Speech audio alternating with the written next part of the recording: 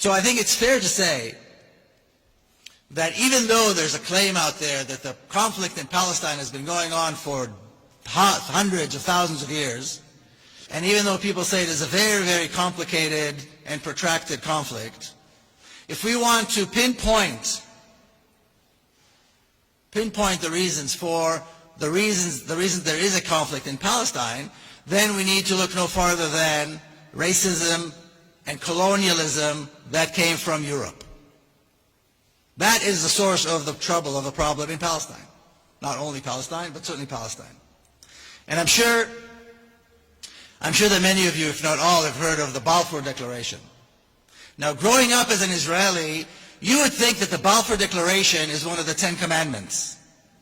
That it came down the mountain with Moses, and that Balfour was some kind of a prophet or a saint.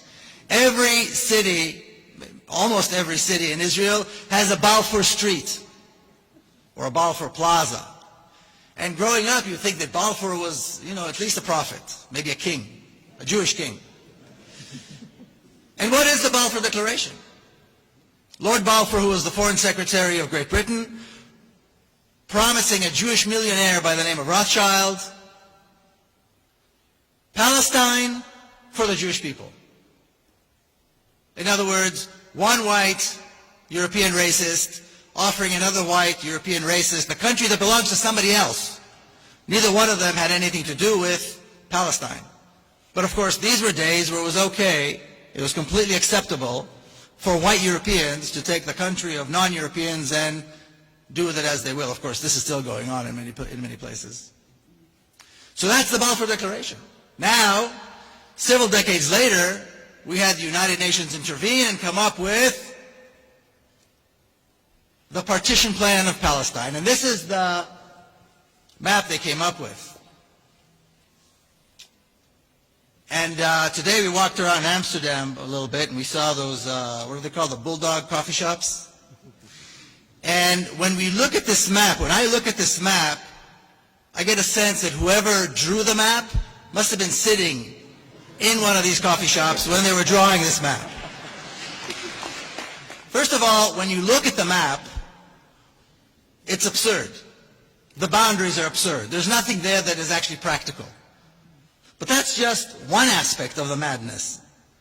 The other aspect of the madness, which really convinces me that they must have been high or drunk when they drew this map and when they came up with this plan, is the following. In 1947, the entire Jewish community in Palestine numbered about 500,000 people.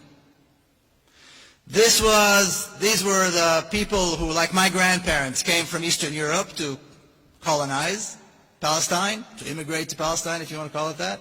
And then my parents' generation, who were born there. First generation Israelis, if you will.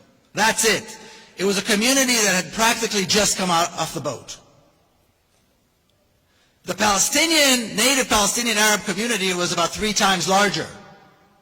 Yet the partition plan, or in the partition plan, they allocate the larger portion of the country to the smaller Jewish community. And the local Palestinian native community was supposed to be satisfied with a smaller portion of the land. And this was somehow supposed to work. Even today people say, it's all the Palestinians' fault, this whole conflict, because they rejected the partition plan. Of course, who would not reject such a mad idea, such a crazy plan? But there's something else about this plan that is important to understand. What emerged the next day are 2 diametrically opposed narratives. 2 histories that are the absolute opposite of each other. Cannot be bridged, cannot be brought together. And when we accept one, we reject the other. It is that extreme.